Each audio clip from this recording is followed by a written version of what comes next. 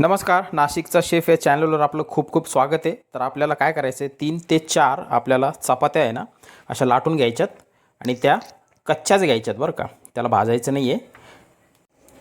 आता आपल्याला एका पॅनमध्ये पाणी उकळून घ्यायचं आहे आणि पाणी गरम झालं की त्याच्यामध्ये ही चपाती आपल्याला टाकायची आहे, उकळून घ्यायची चपाती पूर्ण। ठीक आहे, या पूर्ण 3 चपात्या आपल्याला त्याच्यामध्ये उकळून घ्यायच्यात। पाणी एकदम गरम पाहिजे बरं का, गरम पाण्यामध्येच आपल्याला या चपात्या टाकायच्या आहेत। ठीक आहे, ह्या आपल्या नॉर्मल साईज चपात्या बरं का, ज्या आपण घरात खातो ना त्याच चपात्या आहे। आणि ह्या ब्रेक होतील, तुटतील, त्याचं काही टेन्शन घेऊ नका। फक्त याला 5 ते 6 मिनिटं मोठ्या आचेवर आपल्याला उकळून घ्यायचं आहे, जेणेकरून ते पीठ कच्चं लागणार नाही। तर बघा 6 ते 7 मिनिटं झालेले आहेत आणि मीडियमपेक्षा थोड्याशा जास्त टेम्परेचरवर मी यांना उकळून घेतलेलं आहे। आता याला बाहेर काढायचं, हे बघा। ठीक आहे, ह्याच्यातलं पाणी पूर्ण आहे ना असं काढून घ्यायचं आणि एका प्लेटमध्ये याला काढून आपल्याला थोडंसं थंड करून घ्यायचं याला। तर बघा असं एका प्लेटमध्ये काढून घ्यायचं आहे, त्याला थोडंसं थंड करून घ्यायचं आहे आणि आपल्याला हे असे चमच्याच्या सहाय्याने ना त्याचे छोटे छोटे असे तुकडे करून घ्यायचे। ठीक आहे, आता एक पॅन घ्यायचा आहे, त्याच्यामध्ये आपल्याला बटर टाकायचं आहे। बटर थोडं जास्त टाका। ठीक आहे, त्याला मेल्ट करून घेऊ अगोदर व्यवस्थित, टेम्परेचर मीडियम राहू द्या।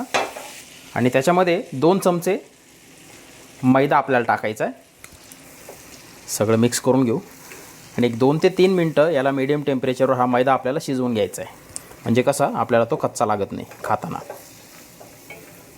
हे बघा जवळपास 2 ते 2.5 मिनटं झालीत मीडियम टेम्परेचरवर मी याला छान शिजवून घेतलं। याचा कलर पण आता बघा चेंज झालेला आहे मैद्याचा। याला ॲक्च्युली फ्रेंच कुकिंगमध्ये रू म्हणतात, रू जे मदर सॉसेस असतात ना 6, त्याचा बेस आहे हा। आणि आपण प्रिपेअर करतो आहे व्हाईट सॉस। आता त्याच्यामध्ये अर्धा ग्लासापेक्षा थोडं जास्त दूध आपल्याला टाकायचं आहे। हे दूध जे आहे ना हे नॉर्मल रूम टेम्परेचरचं दूध आहे बरं का, थंड किंवा कोमट किंवा गरम नाही, हे नॉर्मल रूम टेम्परेचरचं दूध आहे। याला आता आपल्याला मिक्स करायचं आहे। हे जोपर्यंत पूर्ण थिक होत नाही ना तोपर्यंत याला आपल्याला मीडियम टेम्परेचरवर मिक्स करायचं आहे। हे बघा कसं थिक व्हायला लागलं आहे, सॉसची कन्सिस्टन्सी त्याला यायला लागलेली। याच्यामध्ये गुठळी नाही पाहिजे। आणि एकदा हे थिक झालं ना की याच्यात परत उरलेलं थोडंसं दूध टाकायचं, म्हणजे आपल्याला पूर्ण 1 ग्लास दूध याच्यामध्ये लागणार आहे। आता उरलेलं दूध आपल्याला त्याच्यात टाकायचं आहे, पूर्ण 1 ग्लास दूध।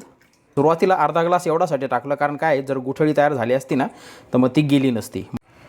गॅस वाढवण्याची घाई करू नका बरं का, मीडियम टेम्परेचरच राहू द्या, कारण काय एकदा का सॉस हा रेडी झाला ना तर खूप लवकर जळतो, त्याच्यामुळं टेम्परेचर कंट्रोलच राहू द्या।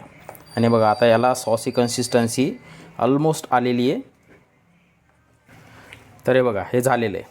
आता हे झालं आहे का नाही कसं ओळखायचं, असा सॉस आहे ना स्पूनवर घ्यायचा आणि अशी लाईन फॉर्म झाली ना, रेस तयार झाली ना, म्हणजे आपला सॉस कन्सिस्टन्सी त्याची परफेक्ट आहे। आता गॅस आहे ना एकदम कमी करायचा, एकदम बारीक। ठीक आहे, आता त्याच्यामध्ये थोडंसं मीठ आपल्याला टाकायचं आहे, खूप जास्त नका टाकू, थोडंसंच टाका। आणि दाणेदार वाटलेलं काळं मिरं त्याच्यामध्ये आपल्याला टाकायचं आहे थोडं। एक वेळेस मिक्स करून घेऊ। हे बघा परफेक्ट व्हाईट सॉस आपला हा रेडी झालेला आहे। तर हे बघा इथे मी त्या चपातीचे असे छोटे छोटे तुकडे करून घेतलेले आहेत। याला आता आपण त्या सॉसमध्ये टाकून घेऊ। एकदम रस्टिक रेसिपी बरं काही। आता आपल्याला काय करायचं, चीज क्यूब आहे ना, चीज क्यूब त्याच्यावरती किसून घ्यायचा आहे।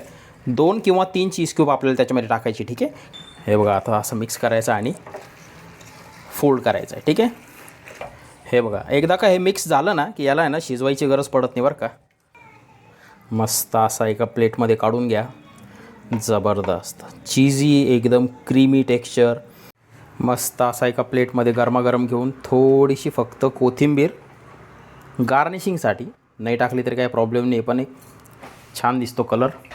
ह्या ऑथेंटिक पास्ताचा तुम्ही ना ह्या पद्धतीनं आस्वाद घेऊन बघा। बघा किती क्रीमी, किती चीजी। हे बघा याचं क्रीम, चीज आणि फ्लेवर जो आहे ना तो मी परत एकदा सांगतो, तुम्ही ट्राय करा आणि मगच तुम्हाला कळेल।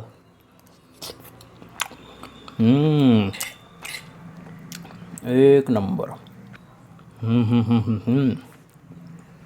जबरदस्त।